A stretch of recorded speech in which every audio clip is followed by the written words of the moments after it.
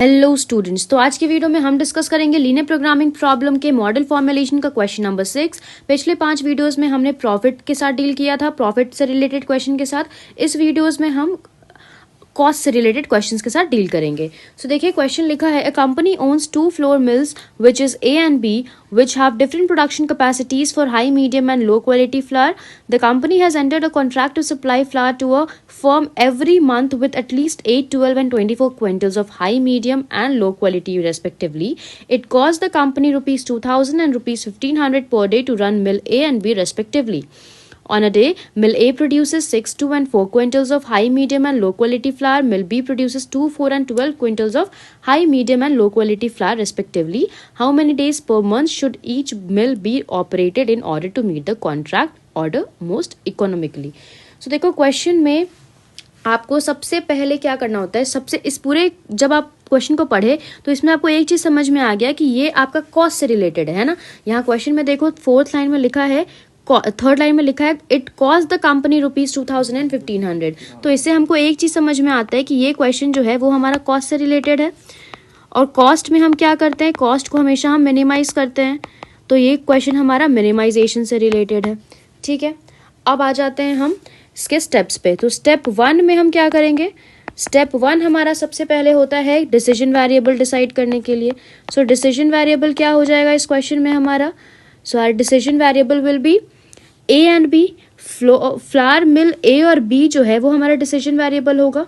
ठीक है, तो यहाँ पे मिल ए को हम x1 से रिप्रेजेंट करेंगे और मिल बी को हम x2 से रिप्रेजेंट करेंगे। ठीक है, ये हो गया पहला काम। दूसरे स्टेप पे हम ऑब्जेक्टिव फंक्शन को लिखते हैं। सो ऑब्जेक्टिव फंक्शन में अभी जस्ट मैंने आपको बताया कि क्योंकि हम कॉस्ट यहाँ लिख रहे हैं तो कॉस्ट है तो ये मिनिमाइज होगा और कॉस्ट टोटल हमारा z से रिप्रेजेंट होता है और क्योंकि मिनिमाइज होगा तो हम MIN लिख देते हैं। आप पूरा मिनिमाइज भी लिख सकते हो, चाहो तो आप MIN भी लिख सकते हो। मिनिमाइज कितना हो रहा है तो देखो ये लिखा है it cost the company rupees 2000 and 1500 per day, यानी कि x1 यानी मिल ए के लिए 2000 लगता है, 2000 x1 का लगता है और 1500 x2 का लगता है पर डे। तो हमारा ऑब्जेक्टिव फंक्शन यही हो जाएगा। अब कांस्टेंट की बारी आती है। तो हमेशा मैंने आपको बताया है पिछले वीडियोस में भी कि जब भी हम कांस्टेंट डेवलप करते हैं तो हम एक टेबल बनाते हैं ताकि उस टेबल के हेल्प से हम इजीली अपने कांस्टेंट्स को डेवलप कर पाएं। तो देखिए कांस्टेंट्स के बारे में हम लिखेंगे सब्जेक्ट टू। अब सबसे पहले टेबल बनाओ। तो टेबल कैसे बनेगा देखो, ध्यान से क्वेश्चन को देखना। रो 2 कॉलम 2, नहीं रो 2 और कॉलम 3 बनेगा ना यहाँ पे। चलो, तो ये हो गया हमारा मिल ए, मिल बी और ये हो गया high, H for high, medium के लिए M और लो के लिए L लिख देते हैं।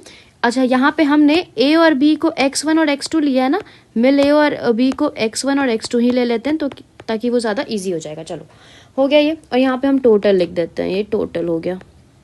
एक और रो बना ही लेते हैं। चलो अब इससे इजी हो जाएगा। x1 क्या लिखा है, x1 लिखा है कि देखो यहाँ पे लिखा है आपका 4th लाइन में कि on a day meal A produces 6, 2 and 4 quintals of high, medium and low. तो ए है हमारा x1, कितना हाई का कितना करता है 6, 2 कितना का किसका करता है मीडियम का और 4 करता है ये लो का। तो ये हमने लिख दिया। ठीक है, हाई, मीडियम एंड लो में x2 जो है यानी कि मिल बी जो है वो 2, 4 और 12 क्विंटल्स करता है हाई, मीडियम और लो का, तो हमने वैसे लिख दिया। अब देखो 3rd लाइन में लिखा है कि इसका मैक्सिमम जो है एटलीस्ट कितना होना चाहिए, एटलीस्ट 8, 12 और 24 क्विंटल्स होना चाहिए हाई, मीडियम और लो क्वालिटी का। तो 8 एटलीस्ट हाई का, 12 एटलीस्ट मीडियम का और लो का 24 क्विंटल्स होना ही चाहिए। इसके अलावा कोई और ऑप्शन नहीं है आपके पास। तो अब इसी से हम कॉन्स्टेंट्स डेवलप करेंगे। ठीक है, अब इस टेबल को ध्यान में रखो, क्वेश्चन को भूल जाओ। टेबल में देखो सबसे पहले नंबर पे हमारा कौन सा कॉन्स्टेंट डेवलप होगा, ये वाले का। ठीक है, अगर आपको ये नहीं समझ में आ रहा है तो आप पहले वीडियोस को भी जाके देखो, आपको उसमें डिटेल में समझाया हुआ है। यहाँ पे क्योंकि मैं ये अज्यूम कर रही हूँ कि आपने पुराना वीडियोस देख लिया है तो आपको ज़्यादा डिफिकल्टी नहीं होगी। यहाँ पे हम हाई क्वालिटी वाले के बारे में लिखेंगे तो यहाँ पे हम सबसे पहले लिखेंगे 6x1 + 2x2 is greater than equals to 8।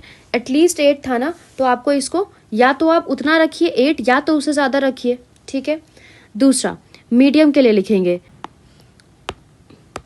तो हम लिखेंगे 2x1 plus 4x2 is greater than equals to 12। और लो के लिए हम क्या लिखेंगे, x1 में चाहिए उसका 4x1 और 12x2 is greater than equals to कितना, 24, ठीक है। और लास्ट में हम जानते हैं कि हम क्या लिखते हैं, x1 comma x2 is always greater than equals to 0। और यही हो गया आपका आंसर। यहाँ पे आपने कॉस्ट भी मिनिमाइज कर लिया, स्टेप 1 में आपने डिसीजन वेरिएबल बता दिया, ऑब्जेक्टिव फंक्शन बता दिया स्टेप 2 में, और स्टेप 3 में आपने कॉन्स्टेंट्स भी बता दिए। अब इसमें आपको कुछ भी नहीं करना, आपका क्वेश्चन यहीं पे कंप्लीट हो जाता है, ठीक है। आई होप कि आपको ये क्वेश्चन क्लियर होगा। फिर भी कोई डाउट है, do comment in the comment box below, I try to solve your queries. And next video में हम क्वेश्चन नंबर 7 के साथ डील करेंगे, जो कि इसी से रिलेटेड होगा।